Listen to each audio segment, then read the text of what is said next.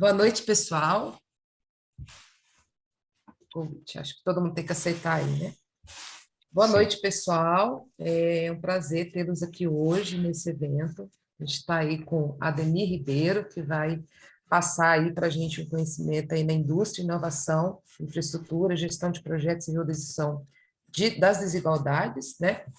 Meu nome é Ana, eu sou diretora de educação do PMI-DF e espero que todos sejam bem-vindos aí nesse conteúdo aí que o Aldemir vai trazer para a gente hoje, né? Bom, e assim, o PMI, né, tem, assim, nos últimos anos, né, se aproximado bastante dos objetivos estratégicos, né? E a gente tem se comprometido a entregar mais de 125 mil horas de trabalho voluntário, né? E assim, o exercício do voluntário no nosso capítulo, né, ele envolve, né, e trabalha em prol da comunidade, né, e que essa comunidade que programa o Comunicando ODS, né, que é um programa aí que foi desenvolvido para permitir que a comunidade também se aproxime, né, e perceba um pouco dessa área para poder contribuir, né, e conseguir somar em relação aos ODS, né. Eu gostaria de agradecer aí a presença de todos, né, nesse evento. Hoje a gente vai estar aí com Aldemir Ribeiro para trazer essa palestra para a gente, né? E aí a gente lembra sempre vocês aí de estar seguindo as nossas redes sociais. A gente tem uma série de webinários que estão acontecendo semanalmente, né, nas nossas redes. A gente sempre lança esses eventos. Temos também cursos, treinamento, workshop, né, que está acontecendo aí na área de gestão de projetos. Então fiquem ligados nas nossas redes, né? E nesses eventos que a gente tem planejado aí para vocês aproveitarem esses webinários, esses conteúdos tão riquíssimos aí que a gente tem recebido, né? Seja bem-vindo aí, eu queria agradecer aí também o André, a Luana, nosso time de voluntariado, né, que sempre faz acontecer esses eventos, né, dar boas-vindas para todos vocês e também para você, Aldemir, que vai trazer aí o nosso evento, tá bom?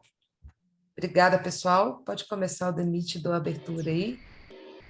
Ótimo, obrigado, pessoal. Queria primeiro agradecer, né, o convite, a oportunidade para falar aqui no PMI com vocês. Agradecer o Lucas, que fiz o primeiro contato com o Lucas, né, que me explicou um pouco do evento, contou um pouco de quais eram os objetivos. E também agora a Ana, o André, a Luana, que estão aqui, né, representando o PMI.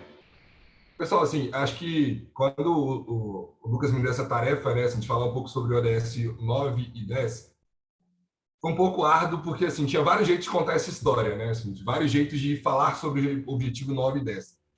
Eu optei por um jeito pouco convencional, tá? Assim, eu poderia passar aqui todos os objetivos, as metas, destrinchar cada uma das metas, enfim. Só que eu quis falar um pouco de conectar um pouco de um termo que está aqui nessa capa, que é o termo de indústria, tá? Assim, a gente está vendo que cada vez mais a indústria está tomando frente a muitas transformações que estão acontecendo no país e cada vez mais os governos estão entendendo que eles não são só eles são responsáveis por alcançar aqueles objetivos dos ODS, tá? Então, a indústria, por meio de uma série de iniciativas, por meio de uma agenda global que está acontecendo hoje, né, assim, que o mundo está vivendo, as mudanças climáticas, está se posicionando, e eu quis contar um pouco aqui de como que a iniciativa privada, né, a indústria como um todo, pode potencializar, criando essa sinergia com a iniciativa pública, potencializar o impacto social, de modo a transformar a realidade de muita gente e ajudar a alcançar os objetivos 9 e 10 dos ODS. Tá? Então, a ideia principal é que a gente passe aqui por 5 principais pontos, né? 4 pontos e o quinto ponto de dúvidas ali, né? Acho que contar um pouco da trajetória, né? Por que eu estou aqui hoje, né? Por que eu estou falando sobre isso aqui com vocês, né? Poderia ser qualquer outra pessoa. Então, contar um pouco da minha trajetória. Falar um pouco da relação das agendas que eu comentei agora, né? As agendas socioeconômicas com os objetivos 9 e 10, né? O que uma coisa tem a ver com a outra, assim, e começar a fazer essas conexões, tá? Então, linkar os insights das agendas econômicas com os temas dos ODS. Depois, falar um pouco de como que um termo que está super em voga, está todo mundo falando hoje, que é o termo de ESG, né? Assim, que é um termo que está sendo muito usado para falar sobre meio ambiente, social e governança corporativa. como que esse termo está mudando o mercado e ajudando a criar valor compartilhado e riqueza sustentável, que acho que são dois principais termos ali, né, terminologias, que estão sendo muito utilizadas pelas indústrias nesse novo contexto. Tá? E no quarto, eu quis trazer um pouco dos principais casos, né, assim, como que as indústrias estão se posicionando e estão criando essa sinergia com o setor público para conseguir, cada vez mais, gerar impacto nessas áreas. Tá? E, por fim, o último ponto, claro, a gente passar um pouco de dúvidas aqui, enfim, que possam vir a ter. Tá? Seguindo aqui, pessoal, contando um pouco de por que eu estou aqui hoje, né? Assim como eu comentei, poderia ser qualquer outra pessoa. Acho que o primeiro ponto, né? A minha trajetória é uma trajetória ligada ao terceiro setor e a governos, tá? Então, assim, ao longo de toda a minha carreira na consultoria, eu sempre foquei muito em projetos relacionados ao terceiro setor, né? Então, assim, muito relacionado à indústria e também na parte de transformação digital, né? Que é uma veia muito forte da empresa que eu trabalho, que é a Elo Group, tá? Então, eu fiz minha graduação em gestão pública na UFMG, que explica um pouco da minha trajetória e por isso que eu enveredei um pouco para esses lados, tá? E depois, para a transformação digital, eu fiz um MBA em tecnologia para negócios, né? Que a gente trabalha com inteligência artificial, data science e big data lá na PUC do Rio Grande do Sul, tá? Então, essa minha trajetória, né, assim, proporcionou que na consultoria, né, acho que quem já teve a vivência de trabalhar nesse ramo, sabe que a consultoria é uma roda gigante. Então, cada dia a gente está numa indústria diferente, num lugar diferente, tendo que gerar o resultado e no olho do furacão, né, assim, sempre em projetos de muito desafio, que exigem muito tecnicamente e que a gente precisa sair do outro lado, tá? Então, normalmente, na consultoria, a gente roda em muitos clientes, muitas práticas, muitas indústrias. Então, rodei na administração pública federal, estadual, municipal, poder judiciário, no setor privado também, na área de seguros, consórcio, turismo, saúde suplementar, companhia de energia, setor automotivo, indústria automotiva e de transformação. Tá? E, por meio de todos esses projetos, tem alguns projetos que são referências, assim, que eu participei e ajudei na implantação, acho que principalmente, estão muito linkados à temática que a gente vai trazer aqui hoje. São projetos relacionados ao terceiro setor, né? Então, como juntar o setor privado para mobilizar a transformação social, né? Então, a implementação da Aliança por Brumadinho, foi um grupo de empresas que se ajudou o município de Brumadinho logo após o rompimento da barragem do Córrego do Feijão.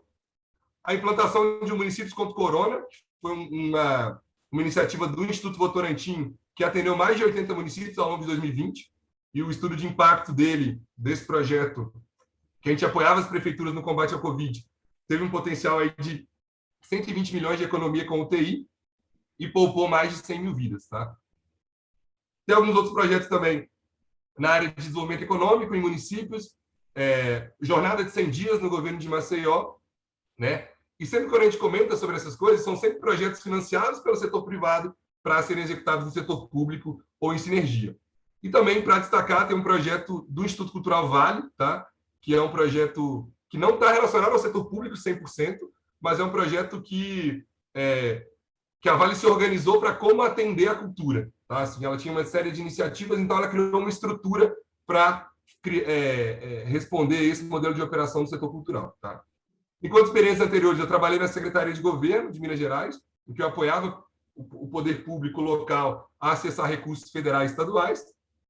Na Secretaria de Planejamento, né, em projetos de cadeia produtiva do leite, capacidade estatal dos municípios, emendas, e tem alguns clientes de referência que estão aqui embaixo. Tá? E também tem o meu contato, quem quiser entrar em contato, enfim, conhecer um pouco mais sobre essa temática, super me coloco à disposição. Tá?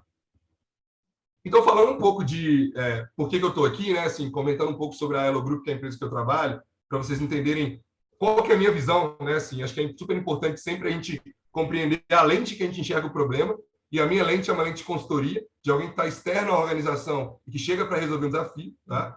Então, a gente tem o nosso principal slogan, assim, nosso principal ponto é destravar potencial, tá? Assim, destravar potencial de pessoas e organização para a gente promover uma espiral de transformação positiva no mundo. Tá? A gente se posiciona como uma plataforma de transformação de negócios e uma plataforma de talentos. Então, a gente tem mais de 600 pessoas hoje no Brasil, tá? 600 pessoas dos mais diversos cursos, das mais diversas expertises, combinando isso tudo de maneira interdisciplinar para que a gente consiga gerar as transformações. Tá? Temos escritórios em São Paulo, Rio de Janeiro, Belo Horizonte e Brasília.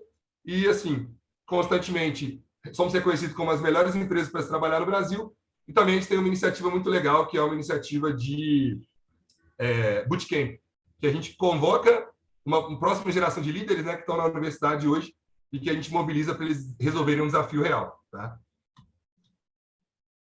E acho que o nosso principal diferencial, pessoal, assim, enquanto vocês vão entender um pouco da lente desse problema, é uma lente de que a gente enxerga a organização por meio de 3 principais pilares. Tá?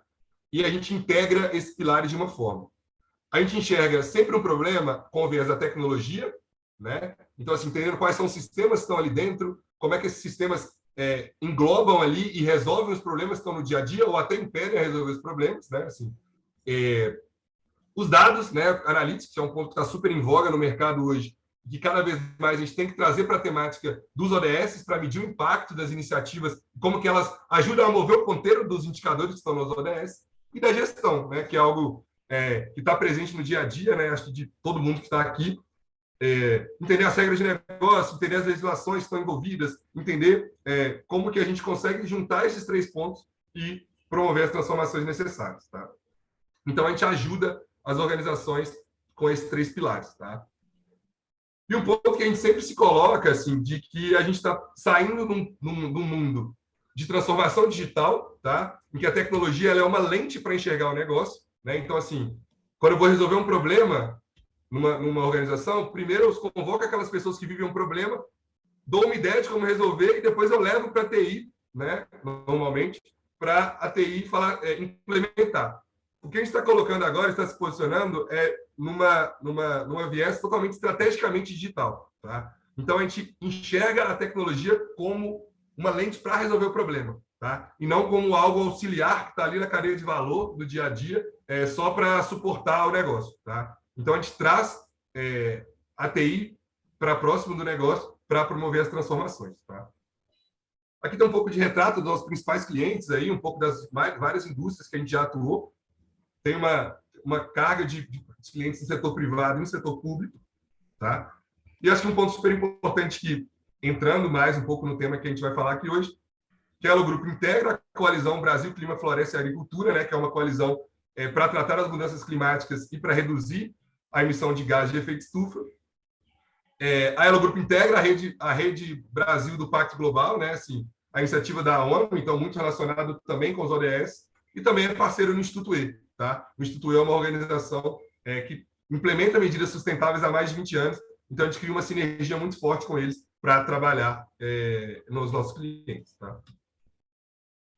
E quando a gente começa a discutir as mudanças que estão acontecendo hoje no mundo, e quando a gente conecta ela com os ODS 9 e 10, eu entendo que os ODS 9 e 10 eles são os que têm mais conexão com o que a gente está vivendo enquanto mudança climática hoje. Tá? Mudança social, mudança política. Então, acho que, entrando nesse ponto, a gente, até pouco tempo atrás, a gente entendia que a responsabilidade social das empresas, das indústrias, elas eram simplesmente para dar retorno para os seus acionistas. Então, o objetivo da empresa era gerar lucro. Tá? Gerou lucro, pagou os impostos para o Estado e que o Estado é responsável por promover as transformações. Então, Estado, toma aqui, ó, os problemas são todos seus a partir de agora porque eu paguei corretamente meus impostos. Tá? Só que a gente está vendo que o advento da transformação digital, da aceleração das mudanças climáticas, das mudanças demográficas, então uma série de migrações estão acontecendo no mundo, a globalização cada vez mais presente no nosso dia a dia, e uma pancada de desafios relacionados a desafios sociais, né? Assim, que a gente vive e que a gente passa no mundo inteiro, que está relacionado à redução das desigualdades. Tá? Quando a gente olha para esses pontos, a indústria precisou se posicionar. Tá? Então, as indústrias elas viram que a necessidade de elas criarem valor compartilhado. Não dava mais para uma indústria extrativa chegar num estado, num município, explorar todo o potencial mineral que tinha ali naquele município e simplesmente daqui a 30 anos sair. Porque ela vai gerar um caos naquele município na sua implementação, né? Então, assim, vai ter fluxo migratório, vai acirrar uma série de problemas que não existiam antes. Depois que ela sair, o município vai sofrer, porque a arrecadação de impostos que ele tinha não vai ter mais, tá? E e aquelas pessoas trabalhavam naquele lugar, para onde que elas vão, né? Então, assim, a gente está vivendo hoje um momento, né? Assim, é até clichê falar isso, mas assim, é um momento que a gente está mudando de um capitalismo de acionista, né? Que é o capitalismo para dar lucro para os seus acionistas ali das empresas, para um capitalismo stakeholders, tá? O capitalismo stakeholders é aquele capitalismo que eu gero valor para toda a minha cadeia, para todo mundo que eu impacto, tá? Então, eu não gero valor só para acionista, eu gero valor para a pessoa que mora naquele município, eu gero valor para o meu fornecedor da cadeia, porque ele está naquele município, vai gerar riqueza para ali. Eu gero valor para quem é impactado diretamente pela minha operação, tá? Então, eu preciso promover todos esses stakeholders e ESG, dentro desse contexto, passa a ser um termo muito utilizado, tá? O ESG, então, é o ESG que vai fazer a ponte entre esse capitalismo de acionista para o capitalismo stakeholder, tá? E quando eu comentei lá no início de que os ODS tinham super conexão com o que a gente está discutindo aqui, a necessidade cada vez mais a gente criar valor compartilhado, então mudar o aspecto de como a indústria pensa o mundo, de como o governo se posiciona resolvendo os problemas. Por outro lado, a gente tem a geração de riqueza sustentável. Não dá para gerar riqueza só para um lado, eu preciso gerar riqueza para o todo, né? Porque eu vou transformar a minha organização cada vez mais perene, porque eu vou conseguir impactar mais pessoas de forma positiva, tá? E a gente vai ver um pouco de como é que os atores dentro desse mercado estão se posicionando, tá? Então, são duas palavrinhas-chave que se eu pudesse escolher que você saísse daqui hoje com duas palavrinhas-chave, seria geração de riqueza sustentável e criação de valor compartilhado, tá? Trazendo um pouco dos ODS, né, aqui para esse debate, quando a gente olha para o ODS 9, de indústria, inovação e infraestrutura, ele traz um termo bem amplo de construir uma infraestrutura resiliente, promover a industrialização inclusiva e sustentável e fomentar a inovação, né? Assim, eu costumo falar que essa segunda frase do ODS, ela cabe muita coisa, né? Assim, e as metas estão ali para ajudar a gente destrinchar um pouco desse arcabouço, tá? Quando a gente está discutindo isso, a gente fala de uns principais pontos. Na meta 9.1, de uma infraestrutura de qualidade confiável e sustentável e resiliente, tá? Infraestrutura regional, de fronteiras, uma infraestrutura de acesso, tá? E a gente tem indicadores que medem isso nos ODS, tá? E cada vez mais a infraestrutura não pode ser só um papel só do Estado. Vocês vão ver cada vez mais que, quando uma empresa vai se instalar num Estado, tem uma série de contrapartidas que ela tem que atender para atender a infraestrutura daquela região. Então, o dinheiro não sai do bolso do Estado. O dinheiro sai do bolso da empresa que está construindo aquela infraestrutura, tá? A industrialização sustentável, eu acho que esse é um ponto super importante, tá? Vivemos aí um momento de desindustrialização, né, muito forte. E a ideia é que a gente consiga aumentar a industrialização, só que, ao mesmo tempo, uma industrialização que tem que estar focada nos países de menor desenvolvimento, né, em países em desenvolvimento, no caso, e, ao mesmo tempo, uma industrialização sustentável, que está diretamente conectado à criação de valor compartilhado.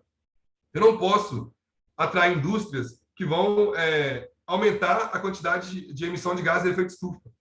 Então, assim, isso não pode ser aceito, isso não é aceito mais pela sociedade. Não é aceito mais por quem está ali dentro, pelos stakeholders, porque isso impacta uma série de problemas que devem ser trabalhados, tá? Então, assim, instalou uma nova indústria, essa nova indústria ela tem que ser sustentável, tá? A meta 9.3 está relacionada às pequenas indústrias e outras empresas, tá? Quando a gente olha para uma grande indústria, a gente tem em volta dela uma série de pequenas empresas que dependem dela diretamente, tá? Quando elas dependem dessas empresas, se eu cada vez mais, aí cada um vive no dia a dia da empresa que trabalha, nos projetos, se eu estrangulo meu fornecedor para me entregar num prazo que ele não consegue e eu demoro a fazer o pagamento para esse fornecedor, ele precisa de mais capital de giro para rodar, eu vou quebrar aquela pequena indústria, né? Assim, é uma coisa que é boa para o meu acionista, né? Porque eu vou conseguir ter mais caixa, eu vou conseguir distribuir mais lucro. Ao mesmo tempo, é ruim para a pequena empresa. Então, a meta 9.3 está super conectada à criação de valor compartilhado e gerar riqueza sustentável, tá? Um outro ponto que até eu comentei aqui, que é modernizar a infraestrutura, tá? E reabilitar as indústrias para torná-las cada vez mais sustentáveis.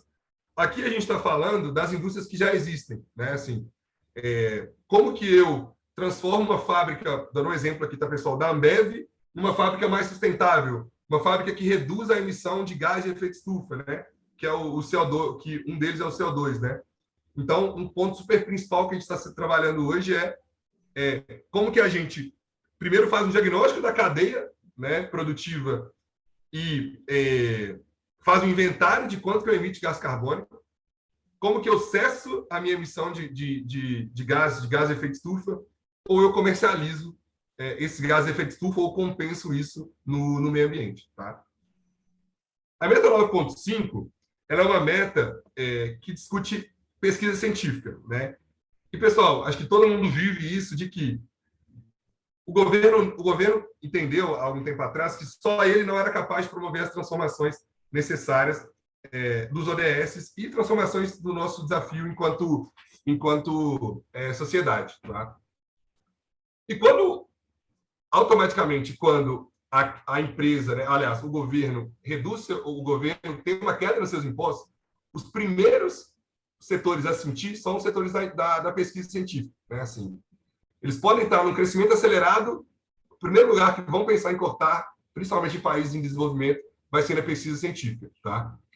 E cada vez mais o setor privado está investindo em pesquisa científica. Por quê? O setor privado tem menos volatilidade. Então, ele pode apoiar o setor público dentro dessa pesquisa científica. Recentemente, a gente viu a fábrica de vacinas sendo organizada pelo Comunitas, que é uma organização do terceiro setor, que organizou uma série de empresas para conseguir arrecadar dinheiro para essa fábrica de vacinas. Tá? Então, vocês estão vendo que o setor privado, por meio de um terceiro setor, está ajudando o setor público a resolver um problema que ele tem ali no seu dia a dia. Tá? A meta 9A é uma meta que ela discute infraestrutura sustentável e resiliente em países de desenvolvimento. Né? Aí é muito o apoio internacional o apoio do país a outros países, né, que estão em desenvolvimento, um lado muito forte em países que já estão desenvolvidos. A meta 9B está muito relacionada a um ambiente político, né? Assim, acho que esse é um principal ponto assim de dificuldade hoje que a gente tem na relação do setor público com o setor privado. Tá? Então, assim, criar um ambiente político propício para promover as transformações, né? Assim, principalmente aos valores de commodity, né? Que é um valor que impacta muito a indústria, impacta muito a arrecadação do governo, e também aumentar significativamente o acesso à tecnologia da informação, que é um ponto que trouxe muito que a Elo trabalha para todos esses países. Né? Então, assim, o principal ponto de aumentar a proporção da população coberta por rede móvel por tipo de tecnologia. Só um minutinho, pessoal, rapidinho.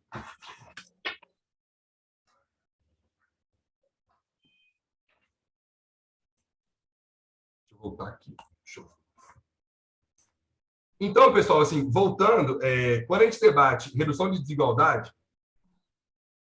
eu acho que talvez é um dos temas mais caros que a gente debate muito no Brasil, que é um país muito, muito desigual, né? Desigual socialmente, de forma regional também, né? Assim, muitas indústrias concentradas em lugares que já são ricos, menos indústrias em lugares que têm menos dinheiro rodando, né? Então, assim, cada vez mais a necessidade de interiorizar a mão de obra e interiorizar a riqueza, né? Então, assim, cada vez mais as indústrias estão sendo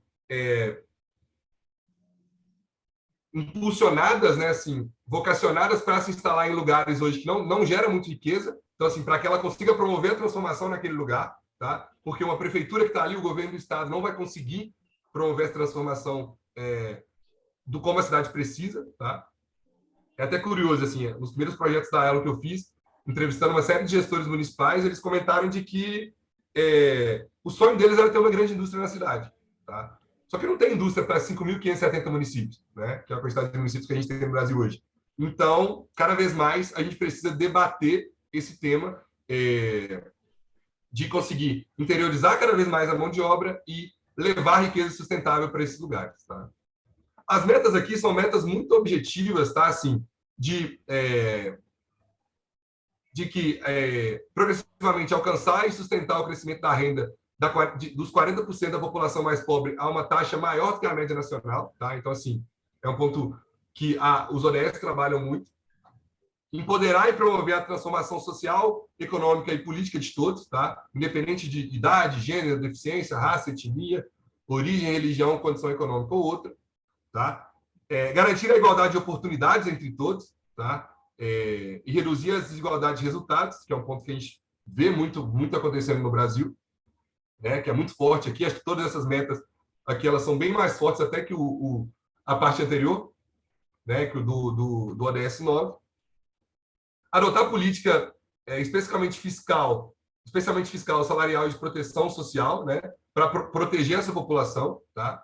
Então, um ponto super importante que as indústrias estão mudando cada vez mais, de que não adianta eu chegar no município e gerar muito emprego com salário baixo. Eu preciso gerar uma quantidade ok de empregos, mas eu preciso que aquela população seja empregada e que eu gere massa salarial, que eu pague bem essas pessoas. Tá? Então, assim, um ponto que é trabalhado dentro desse indicador, quanto meta, é a proporção proporção da remuneração no PIB, tá? Incluindo salário, transferências de proteção social. Tá? Então, é característico de indústrias de transformação, principalmente extrativas, de que elas geram muito emprego, só que empregos com pouco salário. Então, gera um impacto na cidade, porque antes não tinha muito movimento econômico lá, só que, ao mesmo tempo, traz muito problema, porque são cargos que a pessoa não precisa aumentar a escolaridade, são cargos que a própria cidade, às vezes, não se interessa em ocupá-los, então vem pessoas de fora para ocupar esses cargos, tá? E normalmente é muito característico de, quando a gente tem salários baixos, né, nessas indústrias, geralmente são ocupadas por pessoas que estão na cidade, só que, ao mesmo tempo, os salários altos dos líderes da organização são pessoas que vêm de fora, né? Isso é muito crítico quando a gente quer gerar riqueza sustentável. Por quê? O dinheiro não fica ali naquela cidade, ele vai para fora, ele sai de lá. Tá? Um outro ponto também, que é a regulação e monitoramento dos mercados e instituições financeiras globais, tá? Que é um ponto de indicadores de solidez financeira. Assegurar a voz a países em desenvolvimento, eu acho que esse é um ponto de dar voz a eles em tomarem decisão de política econômica e financeira. Facilitar a migração e mobilidade ordenada. Esse é um ponto super importante de que, como eu comentei, uma das principais mudanças demográficas que a gente está tendo no mundo hoje é a migração. E a migração gera impacto, porque eu preciso gerar emprego, preciso atender aquela população, preciso ter instituições de proteção social para atender aquelas pessoas que estão vindo, fazendo fluxo migratório. Tá? Então, esse é um tema, inclusive, que a gente viveu muito recentemente no Brasil e que a Europa está vivendo cada vez mais, de que são pontos super importantes hoje na Europa, quando vai se debater a eleição presidencial, né? Se as pessoas se posicionam se um determinado candidato ele é mais a favor da migração ou não, né? Então, assim, são pontos que no Brasil a gente não tem tanto essa discussão, mas na Europa isso está cada vez mais forte. Tá? Outro ponto, tratamento especial para países em desenvolvimento, né? Então, assim, conseguir levar as indústrias para lá, conseguir cada vez mais reduzir essa desigualdade entre os países. Assistência oficial ao desenvolvimento de fluxos financeiros e a meta 10C, que é uma meta de reduzir para menos de 3% o custo de transação de remessas dos migrantes e eliminar corredores de remessas com custos acima de 5%. Tá? Acho que essas últimas metas ali, elas estão mais relacionadas aos organismos econômicos internacionais, tá, pessoal? E quando a gente começa a debater essas mudanças que estão acontecendo no mundo hoje, né, assim, eu até comentei antes dessa apresentação que esse foi um dos slides, para mim, um dos slides mais legais da apresentação, porque ele conta de que esse dia não surgiu do nada, né, assim, e que tem uma pancada de atores, uma pancada de stakeholders que estão envolvidos nesse processo e que, naturalmente, eles começaram a fazer mudanças no seu jeito de olhar o mundo. Tá? Por exemplo, os institutos, as ações de filantropia, institutos e fundações de empresas, aí quando eu falo de empresas ou os familiares, né, assim, eram doações que eram totalmente desconectadas da vocação empresarial. Né? Então, eu vou dar um exemplo. Uma indústria de carne, né, frigorífica, fazia doação de equipamento de saúde. né? Assim, ela não é a vocação empresarial dela debater saúde, né? Então, ela fazia doação muito mais com aquela lógica que eu comentei no início, né? Uma lógica muito mais de como que eu posso falar? Atender uma demanda que está ali urgente e que eu preciso resolver, tá? Só que cada vez mais esses institutos, essas fundações, elas estão criando doações conectadas à sua alavanca da empresa. Então, por exemplo, a Ambev é um grande player hoje no mercado de... Ela impacta diretamente o mercado de segurança no trânsito e ela faz uma série de doações relacionadas a esse mercado. Tá? Então, assim, ela quer promover esse mercado, ela quer discutir segurança no trânsito, ela quer debater alcoolismo. Então, assim, para ela conseguir reduzir o efeito negativo que ela gera na sociedade. Tá? Criação de movimentos de impacto, tá? Isso é um ponto que cada vez mais as empresas estão se organizando em movimentos de impacto para resolver um problema. Então, por exemplo, tem uma série de institutos debatendo primeira infância, que é um tema super caro, uma série de institutos debatendo educação, saúde, segurança no trânsito, como eu comentei na Ambev, e também um ponto super importante que é doação conectada a negócio de impacto. Tá? Então, cada vez mais, os fundos de investimento dessas empresas, né, os CVCs, eles estão investindo em negócios de impacto, tá? Conectados diretamente à cadeia para deixar o negócio mais sustentável e promover a transformação que eles querem para o negócio. Tá? Um outro ator que é super importante nesse processo é o ator de área de inovação, produto e P&D. Né? Acho que esse está muito próximo ao nosso dia a dia. Uma área de P&D de uma empresa anteriormente, ela era focada especialmente na geração de lucro. Né? Então, se eu sou numa indústria de bebida e eu tenho a construção de uma garrafa, a área de P&D, ela queria reduzir o custo, né? Para que a gente aumentasse o nosso lucro. Então, a área de P&D, em muitos casos, né, assim, pela transformação que a gente passou, não se importava tanto com o material que ia ser utilizado, não se importava a durabilidade daquele material, como que ele ia impactar o meio ambiente. Tá? E cada vez mais, essas áreas de P&D, elas estão precisando de criar produtos que são sustentáveis e que não geram impacto para o meio ambiente. Tá? Então, vocês vão ver cada vez mais aparecendo pontos, por exemplo, de que pessoas preferem pagar mais em determinados produtos, sabendo que eles têm selos sustentáveis. Tá? Então, esse é um ponto super importante de criação de um produto de impacto com causa definida. Tá? Então, por exemplo, quando vou dar um exemplo, o Carrefour compra alimentos da agricultura familiar de Brumadinho e leva para sua gôndola e certifica que aquilo ali é de Brumadinho, ele está criando um produto de impacto. Tá? Então, ele está levando, ele está conectando uma causa sua, que é uma causa de desenvolvimento de cadeia, de venda de produtos, diretamente à gôndola no supermercado. Tá? E outro ponto super importante de que levar produtos para mercados desamparados, mesmo que tenham menor lucratividade. Tá? Assim, então, a lucratividade ela não passou a ser a única lente de olhar para as áreas de P&D. Tá? Então, eu preciso olhar para o mercado desamparado, eu preciso olhar para o impacto que o meu material está gerando e eu preciso gerar impacto com o meu produto. Tá? Outro ponto, as áreas de sustentabilidade corporativa, né, são áreas que, geralmente, elas trabalhavam para reduzir o impacto negativo. Né? Então, por exemplo, uma grande indústria se instalava numa cidade, ela gerava uma série de externalidades da sua instalação, né? Assim, externalidades negativas. Então, assim, barulho, poluição, a poluição sonora, poluição do ar e etc. Então, tinha uma área de sustentabilidade dentro dessa empresa para dialogar com a comunidade para conseguir reduzir esses efeitos negativos. Então, era um lado muito da empresa se defendendo, né? E tudo que chegava nela, ela tentava resolver, né?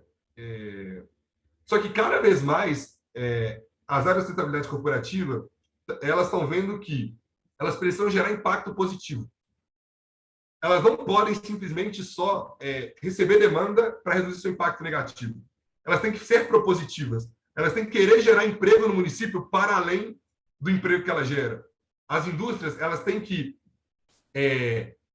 promover a diversificação econômica do município para que quando a indústria saia de lá, o município não sofra economicamente. Tá? Então, ela tem que gerar impacto para todos os elementos da sua cadeia de suprimentos, né? E também para o local que ela está inserida. Tá? Então, assim, a Natura é até um case muito legal, que a gente vai falar um pouco mais para frente, de como que ela gera impacto positivo para o local que ela está inserida. Tá? Outro ponto importante, um ator que mudou muito e que vocês vão ver cada vez mais se posicionando, LinkedIn, entrevistas, etc., conselho e nível executivo. São atores que, anteriormente, também eram focados na geração de lucro. Então, o debate dos conselhos das empresas era muito relacionado à mitigação de risco e foco em lucro. Tá? A pauta era muito voltada a isso, tá? Porque tinha que responder ao mercado. Né? O mercado pedia isso. Só que cada vez mais vocês vão ver que o nível executivo hoje ele tem metas de sustentabilidade diretamente conectadas à sua remuneração. Tá? Então, a geração de valor compartilhado, ela deixa de ser só na geração de lucro e também passa para todos os stakeholders da cadeia. Então, se eu não resolver aquele problema, daquela barragem, daquele problema que eu estou impactando aquele município, daquela poluição que eu estou gerando, vai impactar diretamente o meu lucro, vai impactar diretamente a distribuição. Tá? Então, eu tenho que gerar valor para os meus sócios, mas também para os stakeholders da cadeia. Tá? Outro ator que mudou muito ao longo desse tempo é a sociedade. Né? A gente tinha anteriormente uma conscientização muito forte de trabalhadores, consumidores e investidores, cada um no seu lado, né? Assim, mas era uma conscientização muito pouco clara. Tá? Assim, era uma conscientização que cada um tinha seu tipo de conscientização, não tinha um diálogo muito forte, não tinha muita visibilidade. Tá? Então, assim, uma indústria fazia um acordo com os trabalhadores que era muito prejudicial a eles, isso não repercutia, né? Assim, porque simplesmente a gente não tinha um advento das redes sociais ainda. E um ponto super importante, acho que a gente vive isso no nosso dia a dia, que é impossível que as indústrias saiam desse lugar, que as redes sociais estão dando escala ao movimento de protesto, potencializando cada vez mais a imagem de risco, as imagens das organizações. Né? Quando o Carrefour da vida tem acontecimentos muito sérios dentro da sua loja, impacta diretamente a sua imagem. As pessoas criam um movimento de protesto para não comprar no Carrefour. Né? Quando tem um rompimento de uma barragem, as pessoas... A imagem dessas empresas, da Vale, por exemplo, e de outras empresas também que já tiveram esses acontecimentos, cada vez mais elas têm a imagem arranhada. E essa imagem arranhada hoje, pessoal, ela não é simplesmente na rede social. Cai valor de ação. Quando a indústria está muito conectada ao público, ela vê isso diretamente na última linha. Né? Então, assim, as pessoas param de comprar ali, as pessoas preferem comprar em lugares que respeitam o meio ambiente, que divulgam isso de forma clara, do que num lugar de que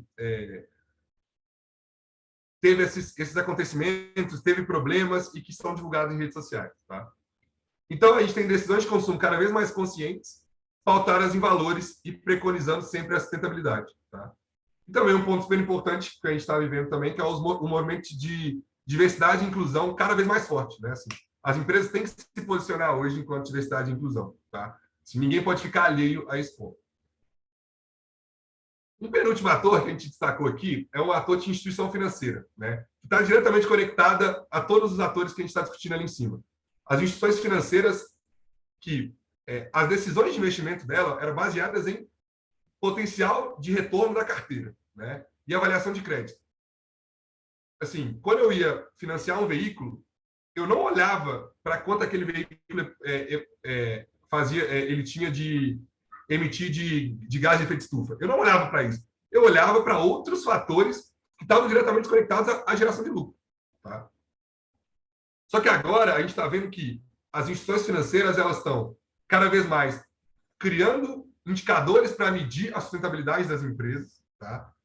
E hoje a gente está vendo fundos específicos para empresas sustentáveis. Tá? Então, assim, hoje, se uma imagem de uma empresa é arranhada, ela sai do investimento em um determinado fundo, e isso impacta diretamente a nota dela, impacta a mensuração de ESG que ela tem em capital aberto, principalmente essas empresas de capital aberto. As decisões elas estão diretamente conectadas ao impacto socioambiental dos negócios e cada vez mais novas linhas de crédito estão sendo preparadas para atender negócios de impacto. Tá? E acho que, por fim, um ponto que eu trouxe no início, os governos entenderam que eles têm capacidade limitada para resolver todos os problemas públicos, né? A solução ela precisava de articulação da sociedade civil e das empresas privadas, independente do viés partidário. Tá? Então, esse slide, pessoal, resume um pouco do nosso, desanuvia um pouco do nosso problema, no caso, de que não foi algo do nada, não foi algo que aconteceu, foi algo que um movimento que uma série de atores começou a fazer e começou a gerar esse resultado. Tá? Junto a esses atores, a gente tem uma série de indicadores, né, que mostram a ascensão do tema de ESG. Tá? São indicadores, alguns bem preocupantes, né, como, por exemplo, de que o mundo vai aquecer em todos os cenários, né, assim, 1,5 graus Celsius. Tá? Então, os cientistas são muito claros nisso no último relatório do IPCC. 2,390 bilhões de gases de dióxido de carbono foram lançados na atmosfera entre 1850 e 2019, e a maior parte desses gases foi feito por queima de combustível fóssil, então petróleo, gás e carvão mineral. As empresas fizeram investimento de 2,3 bilhões em investimento social. Aí o ponto que eu comentei lá atrás. 79% dos consumidores afirmam que é importante a marca oferecer autenticidade garantida como certificação ao comprar produtos. Dentro desse grupo, 71% estão dispostos a pagar mais para essas empresas que oferecem total transparência sobre de onde o produto veio. Cada vez mais, o produto tem que ser rastreado, por onde ele passou, utilizou agrotóxico, não utilizou, qual agrotóxico foi utilizado. Então, assim, a gente precisa de mapear essa cadeia como um todo. Tá?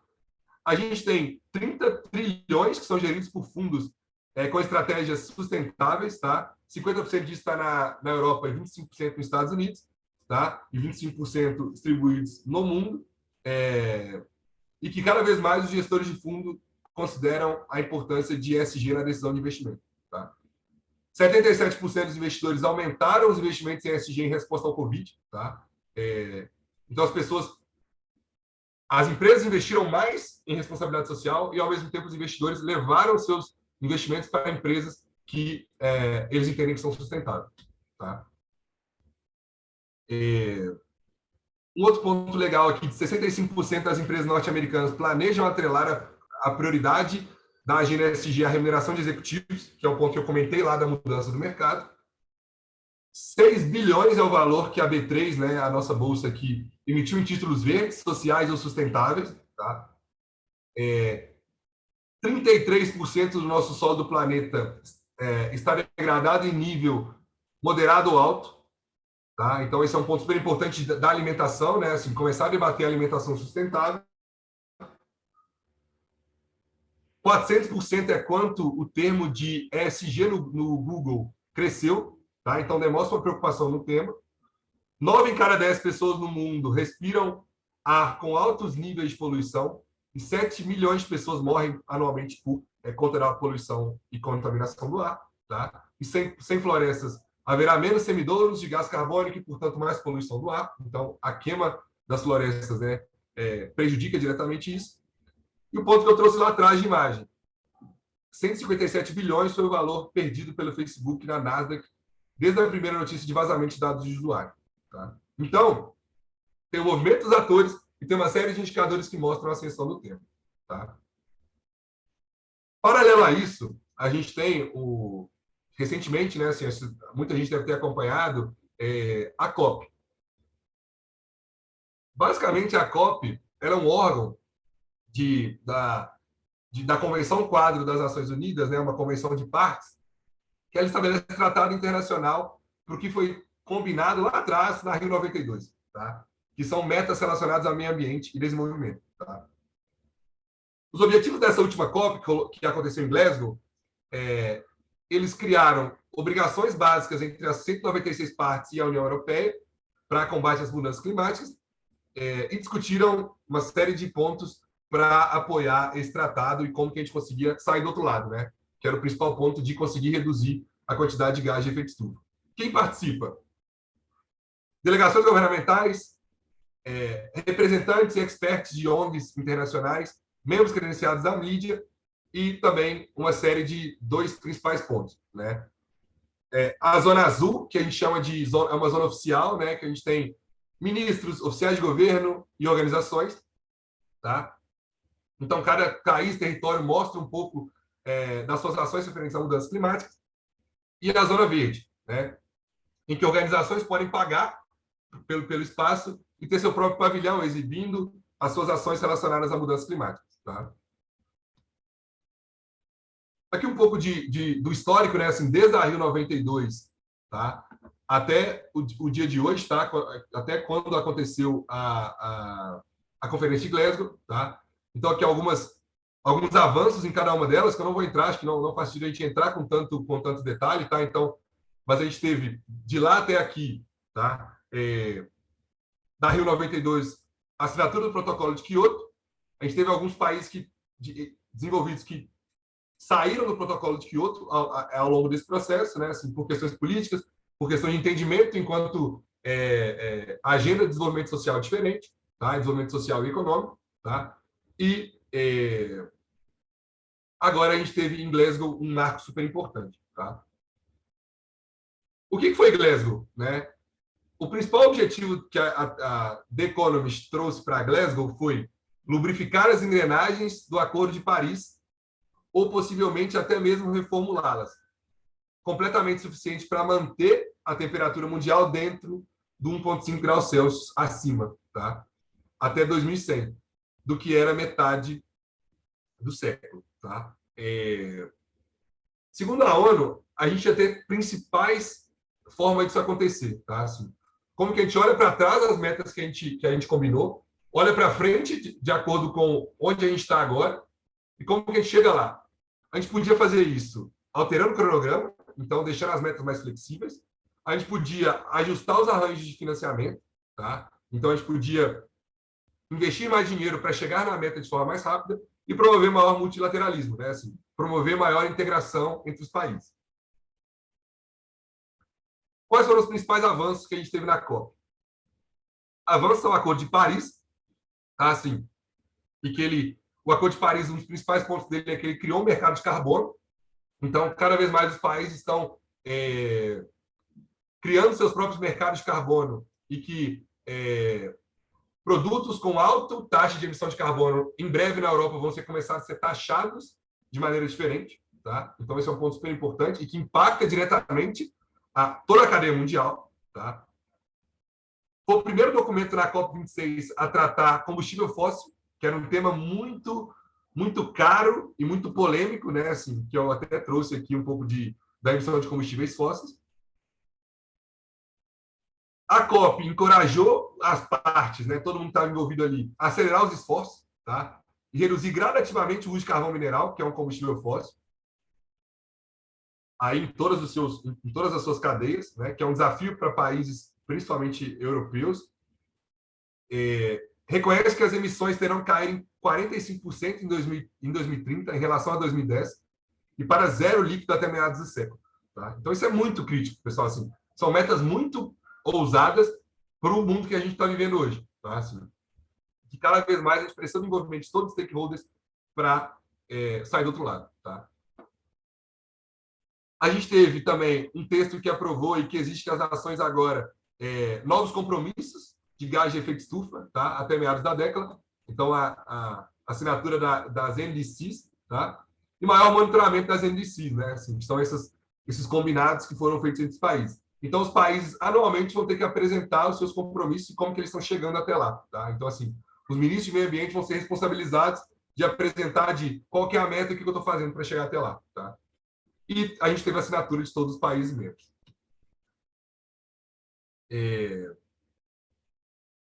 Pontos importantes, algumas declarações de líderes de Glasgow sobre floresta e uso da terra. Tá? Assim, zerar o desmatamento, tá? Até 2030, com investimentos públicos e privados, acho que é um ponto super importante, uma inovação que é tratada aqui, então a gente precisa envolver o setor privado para reduzir o desmatamento. Tá? Envolvimento de comunidades indígenas, né, que são diretamente impactadas pela queima das florestas.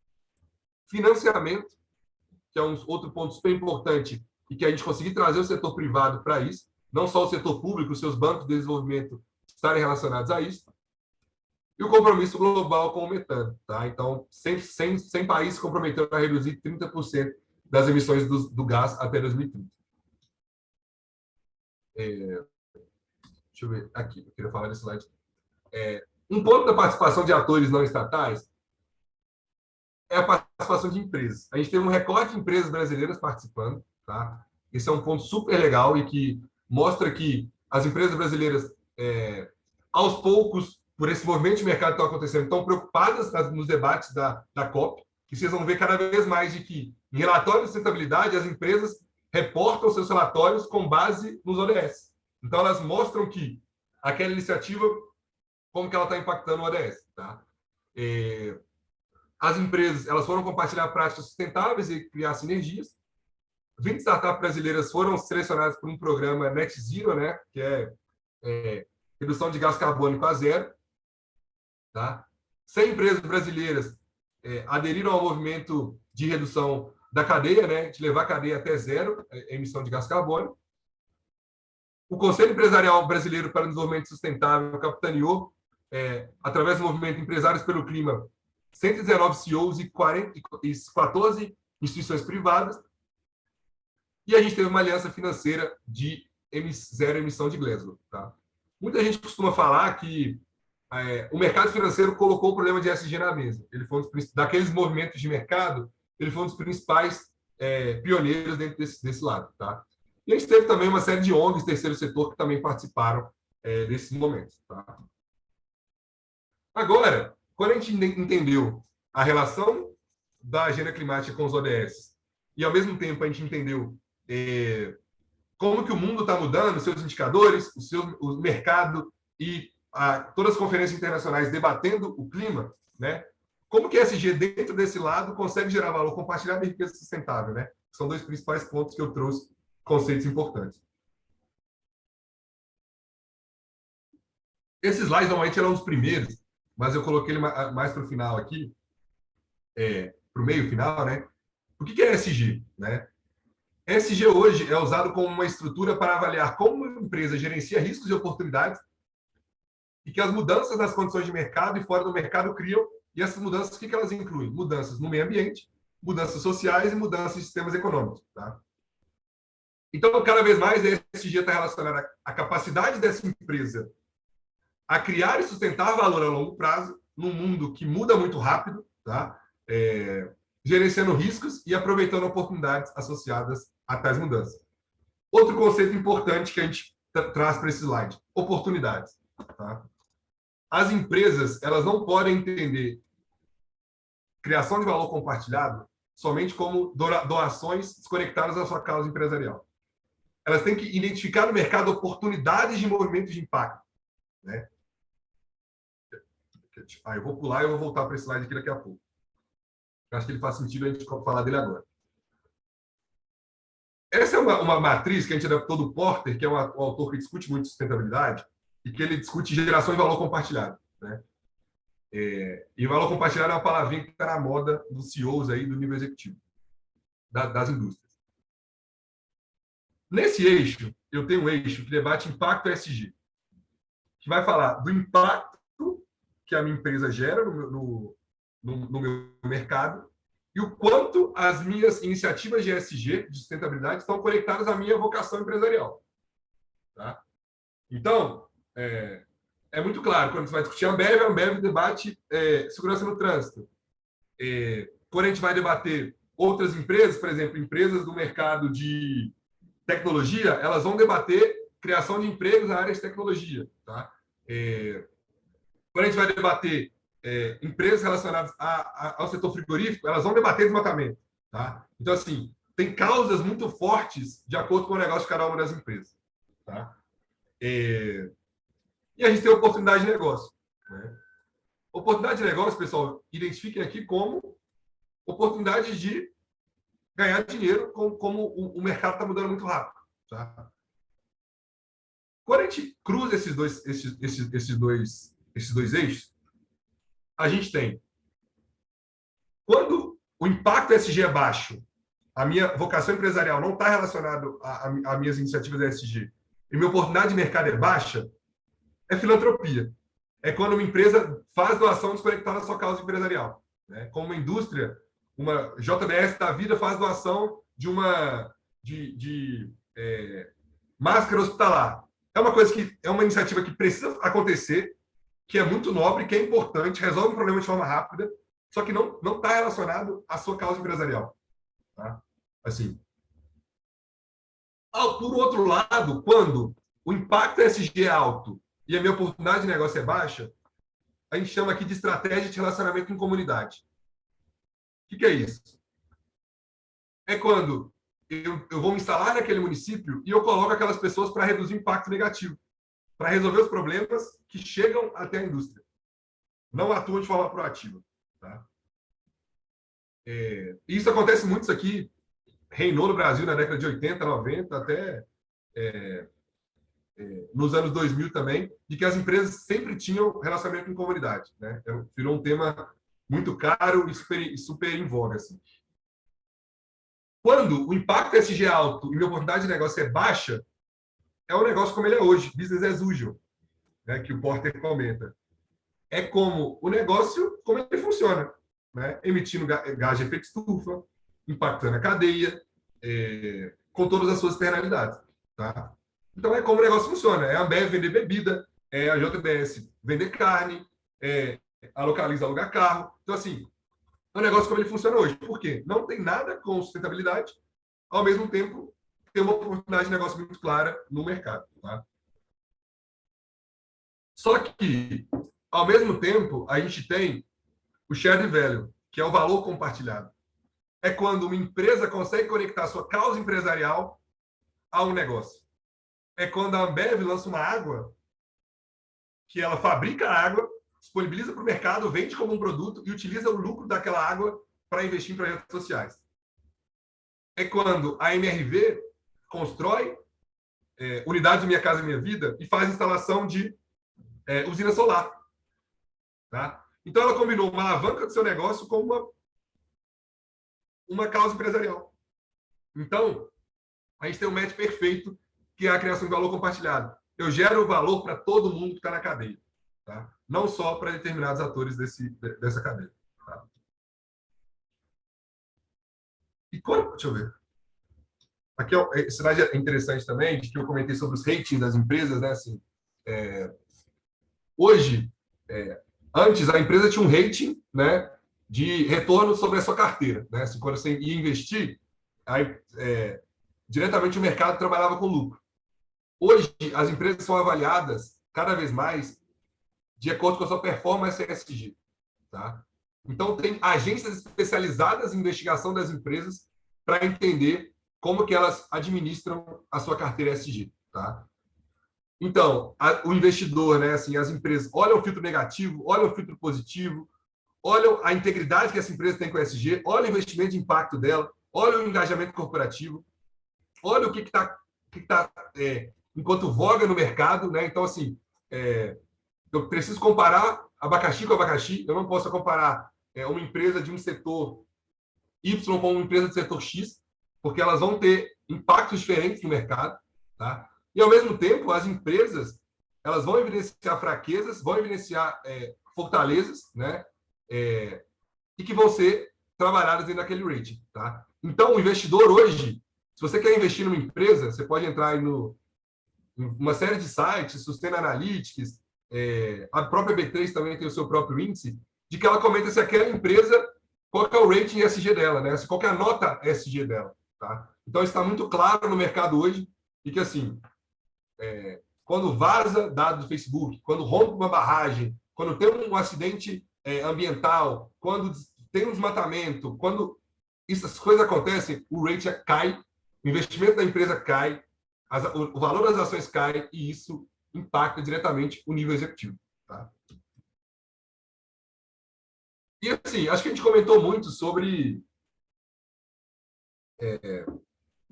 a teoria, né? Assim, como o mercado chegou até aqui, a importância do tema de ESG, do posicionamento das indústrias. Só que a gente precisa entender quais alavancas, né, quais conjuntos de iniciativas são executadas pelas empresas para conseguir criar sinergia com o setor público e com seus stakeholders. Tá? Aí um diagnóstico nosso, também com um pouco da literatura, nosso, quando eu falo enquanto Elo Group, a gente identifica 4 grandes alavancas de características de iniciativas ESG de uma empresa. Existem alavancas relacionadas à reputação corporativa. Então, a empresa se importa com a sua reputação para atrair novos clientes, parceiros de negócios, fornecedores, aumentar a sua receita, facilitar aí a operação de uma empresa dentro desse ecossistema forte, né? Que ela não pode ser a única empresa forte dentro de um ecossistema, ela precisa ter um ecossistema todo forte junto com ela, tá? Então, as empresas se importam muito com a reputação corporativa hoje, para não ter a sua imagem arranhada, tá? Redução de riscos e custos, esse é um ponto super importante. Pessoal, cada vez mais o mercado está sendo regulamentado, tem multas que são previstas, então, automaticamente, na sua cadeia, você tem uma série de riscos que você gerencia e que você precisa mitigar para você não receber multa nem penalidade legal. E também, ao longo da cadeia de uma indústria, você consome muita água, muita energia, e automaticamente você impacta o meio ambiente. Então, como você reduz o consumo desses custos aí, de resíduos e etc., de maneira a criar uma economia circular, né? Para não ter muito resíduo. Oportunidade de negócio, que é o que eu comentei da Ambev, por exemplo. Então, uma empresa identificar potencial no mercado, potencial relacionado à sustentabilidade, tá? E cultura e valor intrínseco, né? Cultura e valor intrínseco, quando a gente está falando aqui, é que, pessoal, a geração que está vindo aí, né, que a gente chama de geração Z, a Elo tem até um diagnóstico sobre essa geração, é uma geração que quer trabalhar com impacto. É uma geração que não coloca como principal ponto aspectos salariais hoje, né, como era anteriormente. Né, assim, eu vou para a empresa que me paga mais, eu quero trabalhar numa grande empresa multinacional, porque tem todo um status, vou receber bem, vou ter muita distribuição de lucro. A geração Z que está vindo agora, ela quer trabalhar com impacto. Aí pensem numa geração que sempre quis trabalhar em grandes indústrias, e essas grandes indústrias recebiam os melhores talentos do mercado, só que elas estão perdendo os melhores talentos do mercado para startup. Estão perdendo mercado perdendo talentos, né, assim, para indústrias que são mais sustentáveis, para negócios de impacto e que essa geração valoriza. Como que eu posso engajar os meus colaboradores e conseguir criar essa mudança no mercado? Tá?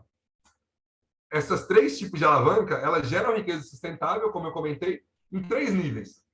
Em nível de sociedade, então, em alguns casos, eu gero impacto na sociedade como um todo. Em muitos casos, eu gero impacto só na minha cadeia, tá? Então, quando eu faço redução de energia, de água, eu gero impacto positivo na minha cadeia.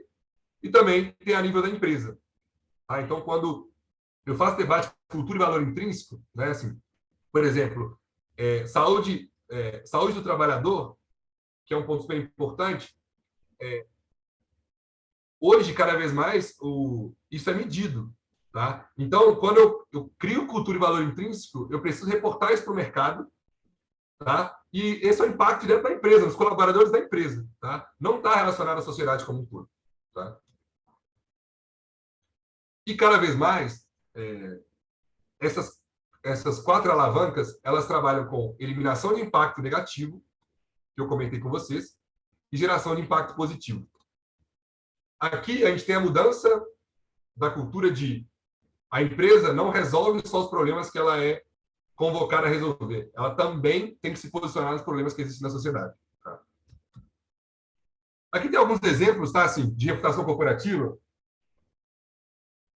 A Ambev, recentemente, para ajudar o ecossistema de bares e restaurantes no Covid-19, criou uma série de parcerias com startups para ajudar na reabertura dos restaurantes. Tá? Criou uma plataforma de auxílio financeiro também para ambulantes que trabalhavam no carnaval. Em redução de riscos e custos. Tá? A Klabin, que é uma grande referência no setor, captou mais de 500 bilhões de reais, ou 500 bilhões de dólares, no caso, né, reais, de dólares, para título verde. Tá? Então, são metas que estão diretamente relacionadas ao a remuneração dos executivos, tá? Então, quando ela emite título verde, esse título quando ela não bate a meta de emitir título verde, impacta diretamente a remuneração do seu colaborador, tá? Do seu colaborador e do seu nível executivo, tá? Então, todo mundo tem que se envolver com sustentabilidade hoje. O Itaú, quando ele lançou ano passado 3 fundos na lógica de ESG, tá? Então, fundos que você pode investir e que são empresas do setor de água e energia limpa, tá? E que geram impacto na cadeia. A MRV também viu como oportunidade a usina solar, tá? Assim, nos seus empreendimentos. E a Natura, como eu comentei, que é um grande case de que é uma das principais companhias hoje que as pessoas desejam trabalhar, porque ela é reconhecida no mercado como empresa sustentável. Tá? Quando a gente começa a debater ESG dentro de uma empresa, a gente identificou os movimentos de mercado, identificou os principais indicadores que levam a esse movimento, identificou as principais iniciativas. Só como que isso acontece numa empresa? Tá? E aqui a gente resolveu resumir um pouco de como a gente entende, enquanto consultoria, que funciona uma cadeia de valor, né, um frame de ESG. Tá? A gente tem uma estratégia de ESG do negócio, tá? Que é uma estratégia aqui, ó, que está aqui. A estratégia ESG ela está diretamente relacionada à estratégia do negócio. Então, o negócio encaminha metas ESG encaminha metas relacionadas a ESG e também que tem um branding de posicionamento, né? Como a empresa vai se posicionar, né, no mercado como um todo. Ela vai se posicionar como empresa de energia limpa, vai se posicionar como empresa sustentável, vai se posicionar como empresa que as pessoas querem trabalhar. Então, tem um branding aqui de como comunicar ESG, tá? Esse aqui é um principal desafio das empresas hoje, que, assim, várias empresas têm uma série de iniciativas super relevantes que geram impacto na comunidade, mas isso não é bem divulgado, tá? Então, eu tenho a estratégia ESG funcionando, eu tenho o ESG Assessment, né, que é um diagnóstico, e matriz de materialidade. Nesse momento aqui, eu vou mostrar para o mercado quais são as minhas batalhas, quais são as minhas vocações enquanto negócio. Tá? Eu vou fazer um diagnóstico no meu negócio, né, na minha indústria, e vou identificar como que eu consigo impactar a sociedade de maneira positiva. Tá? E eu vou reportar isso ao mercado por meio de uma matriz de materialidade, que é até um conceito que organismos internacionais já levantaram, que, ó, mercado, as minhas batalhas hoje, as minhas causas são essas. Tá? Então, eu vou justificar para o mercado de por que eu estou priorizando vazamento de dado e não desmatamento. Tá? Então, assim, são pontos que, para o mercado saber medir e comparar o comparável. Tá? Assim, ao mesmo tempo, eu vou começar, quando eu identifiquei os principais pontos no meu mercado, né, assim, no meu negócio, eu preciso começar a trabalhar alavancas de impacto e portfólio ESG. Eu preciso falar quais iniciativas eu vou executar lá dentro. Tá? E essas iniciativas vão ser posicionadas lá naquela matriz que eu comentei. Tá? Aqui. Essas bolinhas em azul são iniciativas de empresas. Tá? Aí muita gente pergunta, Ademir, existe um movimento para todo mundo virar chefe de velho? Não existe um movimento. Existe uma pressão que acontece, mas ainda vai continuar existindo tudo isso aqui. Porque isso aqui responde ao mercado. Tá? Quando acontece uma política, tipo um Covid da vida, o que resolveu lá na ponta a atuação das empresas a curto prazo foi filantropia. E gerou impacto, inevitavelmente. Tá? Então, isso aqui vai continuar existindo. Tem uma pressão de se movimentar as iniciativas da ESG para cá. Tá? As empresas estão querendo aproveitar a oportunidade de mercado, cada vez mais. Só que não significa que só esse quadrante azul que vai continuar existindo. Tá? Então, eu defini as minhas metas, automaticamente eu preciso operar. Né? Então, assim, eu preciso criar uma estrutura para operar meus programas de sustentabilidade, por meio das minhas áreas, da minha indústria. Tá? E aqui embaixo eu tenho o SG Analytics Report. Tá? Uma principal dor do mercado hoje é como comunicar SG, sendo que eu não consigo medir o impacto do que eu faço. Qual que é o impacto de uma iniciativa da Vale num ODS de... quando a Vale ajuda, faz uma ação relacionada à migração, lá no Pará, por exemplo, como que isso movimentou o ponteiro dos ODS? né? A adição no mercado hoje é impacto, né? Não é só a Vale fez um apoio a migrantes lá no Pará, que é um local que ela tem uma atuação muito forte. Passou para quanto aquela iniciativa da Vale está movimentando o ponteiro do ODS. Movimentando o ponteiro que foi combinado lá na matriz de materialidade, né? Não adianta mais a comunicação de sustentabilidade do mercado hoje trabalhar com o Instituto Cultural Vale, por exemplo, falar que investiu 1 milhão numa peça teatral por meio de lei de incentivo. O mercado hoje não quer saber isso. O mercado quer saber o quanto que aquele 1 milhão mudou a vida, mudou o dia a dia daquela pessoa que trabalhou aquela peça, todo mundo que ela mobilizou. Então, assim, não adianta mais só comunicar o que eu faço. Eu tenho que comunicar o impacto daquilo que eu faço. Tá? Cada vez mais analytics e tecnologia tem que enxergar como lente dos nossos problemas, ajudar a resolver isso. Tá? Tudo isso gerando riqueza sustentável, tá? E valor compartilhado. Aí aqui, pessoal, acho que está faltando alguns minutinhos até para a gente passar para a parte de perguntas. Eu trouxe alguns principais casos, tá? Que eu quero passar com vocês. Aí, pessoal, casos da Elo Group, junto com essas empresas que estão aqui, tá? Assim, projetos de consultoria. Que eu comentei lá no início. Modelo de operação no Instituto Cultural Vale, tá? Então, a Vale sempre investiu muito em cultura ao longo de todo esse tempo de operação, só que de maneira descentralizada. E a Vale queria colocar isso num lugar só, né? Assim, queria ser uma propulsora da cultura no Brasil, porque a Vale também entende de que o investimento cultural no Brasil é volátil, né? Assim como pesquisa e desenvolvimento também cultura também é os primeiros lugares que os recursos são cortados, tá? Então, a gente estruturou o Instituto Cultural Vale, como que ele ia funcionar, quais iam ser as suas áreas, quais iam ser os seus cargos, quais iam ser os indicadores que iam ser medidos, enquanto estrutura. Então, a gente criou um modelo de operação, tá? Assim, de como o Instituto Cultural Vale ia funcionar, quais iniciativas ele ia executar e quais eram os riscos que ele estava trabalhando, tá? Que riscos que ele tinha que administrar, tá? E gerir. Outro ponto está super em voga. Vocês lembram lá atrás que eu comentei de gerência, áreas de sustentabilidade de empresas, que são áreas que estão promovendo transformações? A gente, enquanto consultoria, está sendo muito procurado para fazer projetos de modelo de operação dessas áreas de sustentabilidade, para entender como que elas têm que se posicionar nesse novo conceito de ESG, né? Nesse movimento de mercado.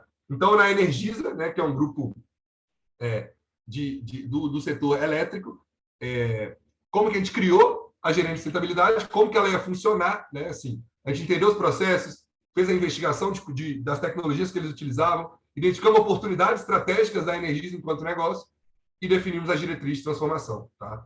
Então, a gente definiu modelo de operação 2B, dashboard de acompanhamento de indicadores ESG, o modelo de operação e o design dos processos, como que eles iam funcionar. Tá? Outro ponto legal aqui também, da Vale, acho que só para posicionar, tá, pessoal? Para resolver o problema de Brumadinho e territórios evacuados, a Vale criou a Diretoria Especial de Reparação e Desenvolvimento, que responde a todos esses pontos. A Vale convocou a Elo de que ela tinha muita dificuldade de fazer o gerenciamento dos seus indicadores, né? Assim, tinha muito indicador que tinha que ser medido e que eram muito trabalhados nas reuniões do nível executivo e que a Vale não tinha na ponta da língua, né? Então, a gente trabalhou com eles o que a gente chamou de video wall, né? Então, são grandes televisões, né, que vocês podem ver aqui, que ficam no escritório da diretoria em Nova Lima e na sede da Vale no Rio, tá? Então, a gente trabalhou com os video wall, então automatizou todos esses relatórios para a Vale e os indicadores que eram trabalhados, né, assim, dentro da gerência e todo o seu suporte. Por quê? Dia a dia, pessoal, a Vale, pelo que aconteceu em Brumadinho, pelos outros territórios, é muito cobrada em dar números assertivos e atuais. Então, ela precisa ter isso na ponta da língua. Se ela não tiver, ela é cobrada, tá? Então, a gente trabalhou esse ponto com ela também. Esse é outro case legal relacionado a Brumadinho, que eu comentei lá no início. Aliança por Brumadinho. A Cogna, a Ambev e o Ministério da Cidadania mobilizaram mais de 40 empresas do Brasil para criar uma organização para investir projetos de responsabilidade social em Brumadinho. Tá? Então, foram executadas mais de 150 iniciativas, tá, no território, logo após o rompimento da barragem, e mais de 100 milhões foram investidos em ações de educação, saúde, cidadania e desenvolvimento econômico. Tá? Então, o projeto lá, a gente fez um diagnóstico da cidade, ajudou a acelerar a iniciativa de parceiros. Então, assim, dá um exemplo. Um hospital o Hospital Regional de Brumadinho estava parado há muito tempo. Então, a gente ajudou o Ministério da Saúde a acelerar a construção desse hospital. E foi logo antes da pandemia, foi o hospital que atendeu o Covid. Tá? A gente ajudou, por exemplo, a Cogna, né, por meio da Fundação Pitágoras, que é o seu braço social, a executar os seus projetos relacionados à educação no território. Tá? Então, a gente acelerou essas iniciativas e trabalhou outros 2 projetos estratégicos, que é um projeto de contraturno escolar, né, para os alunos, que era o principal desafio que a gente tinha que a gente tem em Brumadinho, de colocar os alunos em contraturno, e desenvolvimento econômico, que aqui é o desafio de mudar a matriz econômica de Brumadinho, porque daqui a um tempo não vai ter o recurso da Vale mais. Qual que é a nova vocação de Brumadinho? O que vai ter lá dentro enquanto indústria, enquanto negócio e negócio sustentável? Tá? Outro ponto super legal, pessoal, eu acho que esse é um tema bem pouco debatido e que é pouco divulgado, né? Porque está longe, inclusive, acho que de muitas pessoas, e que a gente trabalhou muito junto à Braskem em Maceió. Tá?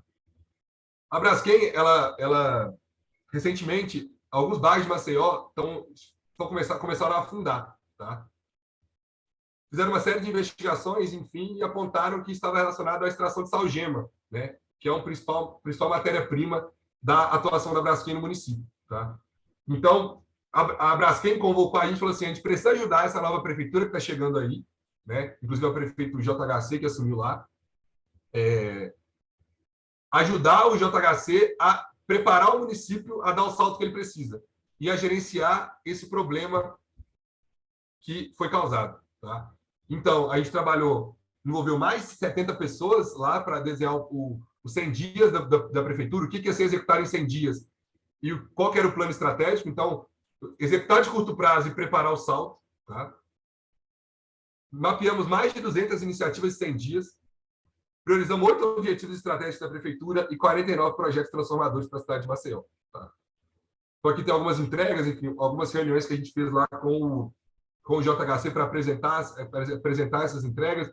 Fizemos um raio-x da prefeitura, né, de como que a gestão assumiu a prefeitura e o que ele ia fazer para mudar. Tá?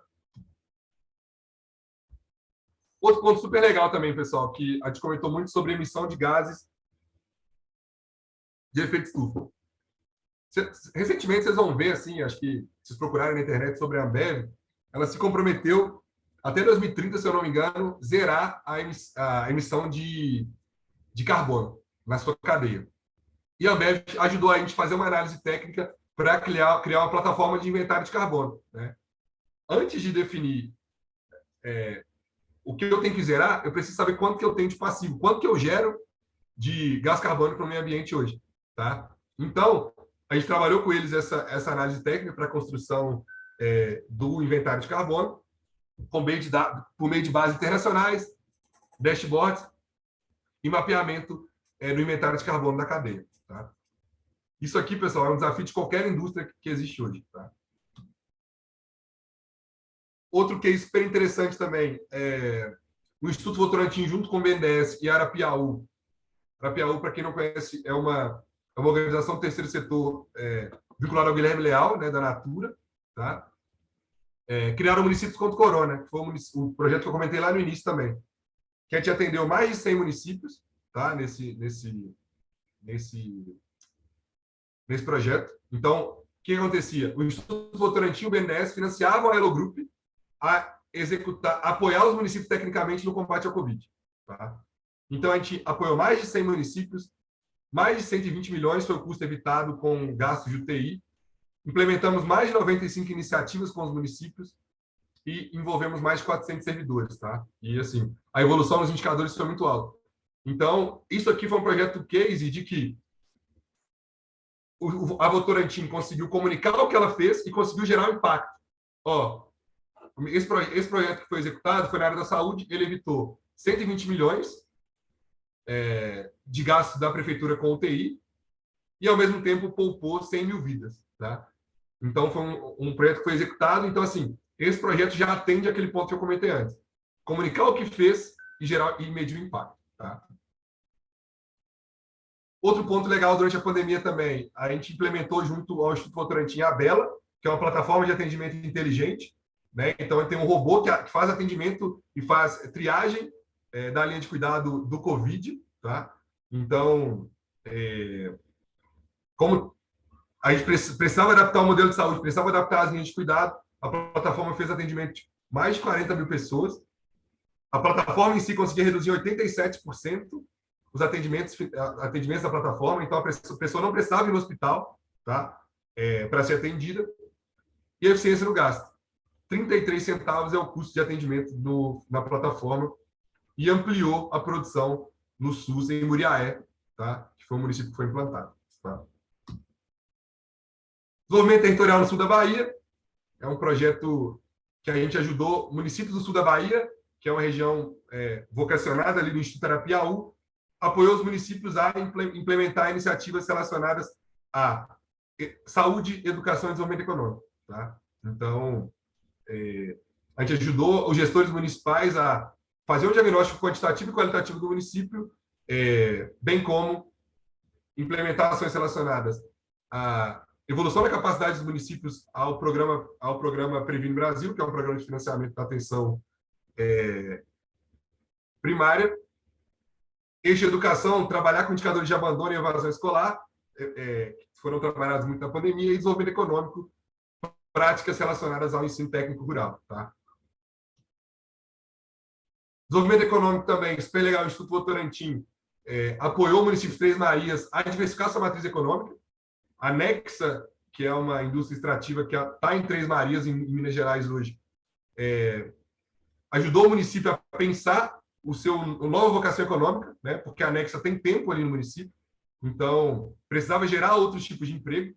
Tá? Então foram implantadas uma série de soluções na cidade que ajudou a diversificar a matriz econômica. Outro super legal também, que é a plataforma Territórios Sustentáveis, que é uma plataforma do governo do Pará, junto com a TNC e a TFA, que são duas organizações do setor ambiental, e a Humanize, tá? Que é uma organização do terceiro setor ambiental também. Foi criada uma plataforma para dar escala e efetividade a iniciativas de desenvolvimento socioeconômico de baixo carbono no Pará. Tá? Então, o que acontecia? O Estado ajudava o terceiro setor a acelerar suas iniciativas. Né? Vou dar um exemplo. Um determinado produtor precisava de uma documentação para fazer comercialização com um negócio, né? Com um grande negócio. Até ele ter essa documentação da terra, demorava. Então, a SEMAS, no estado do Pará, acelerava isso para que ele conseguisse vender mais rápido. Então, a ideia é de que a plataforma destravasse as barreiras do dia a dia, tá? E que isso fosse gerenciado por essas 4 instituições, né? Assim, Governo do Pará, TNC, TFA e Humanize. Tá? E sempre relacionado ao desenvolvimento econômico de baixo carbono no Pará. Ok? Pessoal, acho que 4 minutinhos aqui, né? Acho que foi num tempo bom. Eu deixei esse tempo para a gente debater um pouco. Se tiverem alguma dúvida, algum ponto que não ficou claro, se vocês querem que a gente volte, debata mais, faça imersão em algum tema. Mas, para resumir, né? Assim, queria muito que vocês saíssem dessa palestra com aqueles 2 termos que eu comentei, de que eu preciso criar valor compartilhado, eu preciso criar valor para todos os stakeholders da minha cadeia, eu preciso gerar riqueza sustentável. A maneira como o mundo está mudando hoje, globalização cada vez mais acelerada, transformação digital, as mudanças e as decisões têm que ser muito rápidas. Então, eu preciso gerar riqueza para todo mundo que está comigo. Eu não posso ser uma ilha de excelência numa terra arrasada.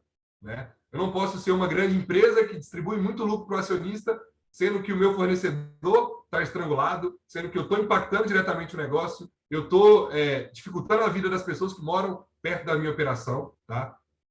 Então, cada vez mais, esses dois conceitos ajudam a gente a entender os ODS, tá? Assim, de como a indústria, fazendo inovações em infraestrutura, consegue automaticamente reduzir desigualdade, gerar inovação e cada vez mais que a indústria seja perene, né? Assim, porque a gente não pode entender também a indústria como um vilão da história, né? Em muitos casos é até colocado. A gente precisa entender a indústria também como um ator de transformação que tem recurso, tem pessoal, tem gente para isso, tá?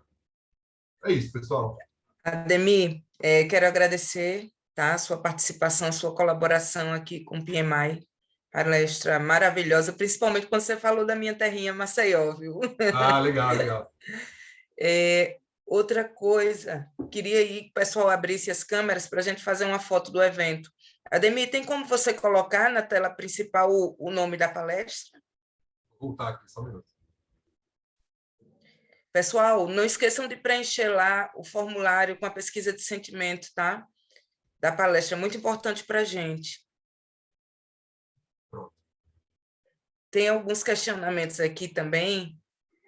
A Rebeca está parabenizando, tá? Podemos fazer perguntas, sim, Rebeca. Tendo em vista que o governo é o maior comprador do mercado brasileiro, quais são as estratégias adotadas nas licitações para garantir a competitividade e alcance da sustentabilidade?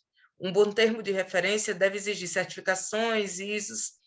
Essa exigência costuma onerar o preço dos produtos? Ótimo. Sobre esse ponto, pessoal, assim, acho que cada vez mais os governos estão implementando práticas em compras públicas para conseguir selecionar empresas sustentáveis, tá? Aí, quando eu falo governo, aí eu vou até aumentar a minha fala aqui.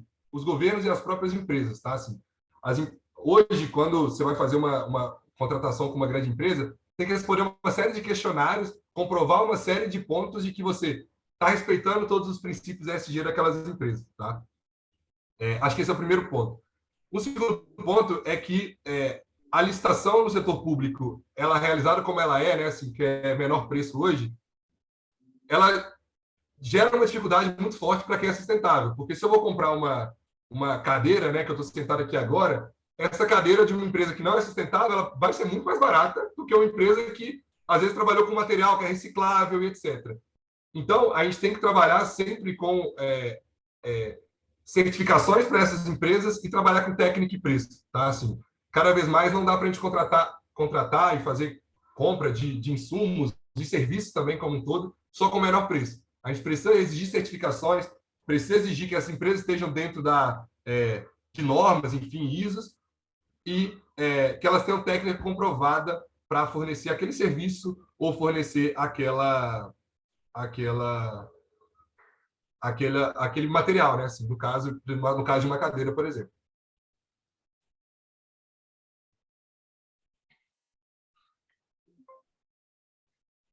Tem mais uma pergunta aqui. Não. Acho que foi isso mesmo. Uma mensagem agradecendo. É outra pergunta, não? Não. Então, tem assim, a responsabilidade social é um dos objetivos mais importantes a serem alcançados. Porque as empresas contratam apenas uma quantidade de funcionários prevista nas cotas das políticas afirmativas, ou seja, a contratação ocorre apenas para cumprir a norma. Isso. Esse é um ponto que, assim, aí muitas vezes esses funcionários são colocados de escanteio, sendo até subutilizados. O grupo já foi procurado para auxiliar a inserção dessas pessoas no mercado de trabalho. Qual foi sua experiência nisso? Isso muda muito a vida de uma família. Assim, a gente está trabalhando agora, especificamente com a Vale, para mudar a jornada do menor aprendiz na Vale. Tá? Assim, porque é um principal força de trabalho da Vale hoje, pelo tamanho que ela tem. Tá? E, nesses casos, a Vale tinha muito uma dor de que, cara, muitos menores aprendizes tinham potencial, mas não eram contratados, não seguiam na empresa, porque muitas vezes isso era terceirizado, né? Assim, a Vale contratava uma empresa para fazer isso por ela, tá? Então, a Vale contratou a Elo para, primeiro, entender a jornada daquele menor aprendiz, entender o que ela poderia fazer para engajar aquelas pessoas, além da contratação que ela fazia, tá? teve esse primeiro ponto. Tem uma outra empresa também que a gente trabalhou com transformação digital, as pessoas conseguirem acessar computador, acessar a internet. Esse é um ponto super crítico em operações de indústria para aqueles cargos que eu comentei anteriormente, né? Assim, pessoas que estão no chão de fábrica, estão no dia a dia, tá? Assim, então a ela já foi procurada para trabalhar nesses pontos. E sobre essa questão da funcionários prevista nas cotas afirmativas, né? Assim, nesse caso, a gente nunca trabalhou especificamente, tá? Assim, a gente sempre trabalhou com muito mais relacionado a essa questão do melhor aprendiz e mais relacionado a essa questão da transformação digital dessas pessoas que até hoje, como você comentou, tem exclusão digital, tá? O que a gente até está fazendo enquanto Elo hoje é contratando pessoas relacionadas a essas cotas afirmativas e criando uma política de permanência dessas pessoas, né? Assim, acho que não adianta só estimular a contratação, fazer processos seletivos exclusivos para essas pessoas, mas você não conseguir manter as pessoas ali dentro, né? Assim, você não dá oportunidade que a sua régua de desempenho seja a mesma de um funcionário que está ali há anos executando uma função e daquela pessoa que acabou de entrar relacionado a políticas afirmativas, né? Assim, tem um tempo para aquela pessoa também, para ela conseguir chegar no nível ali do melhor analista que a gente tem numa área, sendo que um analista que acabou de entrar de política afirmativa, tá? Então, acho que esse é um ponto importante que a Elo, inclusive, recentemente, a gente está contratando consultores especificamente fazendo processos seletivos específicos para contratar pessoas, tá? Referentes à política de cota afirmativa. Ademir, eu acho que a turma encerra por aqui, né? Ia pedir para abrir novamente a câmera, porque eu acabei fazendo as perguntas e não fiz a foto. Vamos lá, galera. X.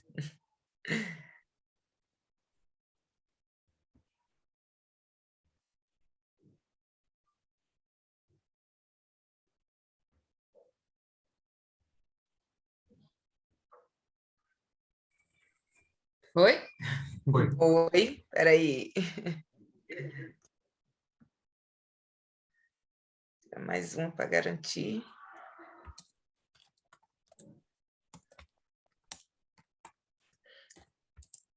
Mais uma vez, não deixem de preencher aí a pesquisa de sentimento, hein? Importante.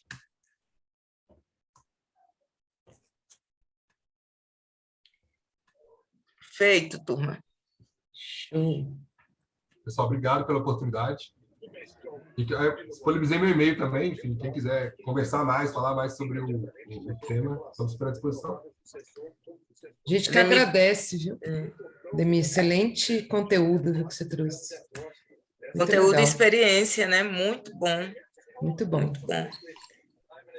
Então, até as próximas, Ademir. Pessoal que manteve aí a participação também, que fez pergunta. Muito obrigada a todos. Prazer aí, André Revelo. Ana Prazer, também. Luana, Ana, Ademir. Obrigada, gente. Um prazer, viu? Obrigada, pessoal. Obrigada, Boa noite. pessoal, Tchau, por Até todo o logo e até a apoio. Tchau, próxima, tchau. pessoal. Tchau, tchau.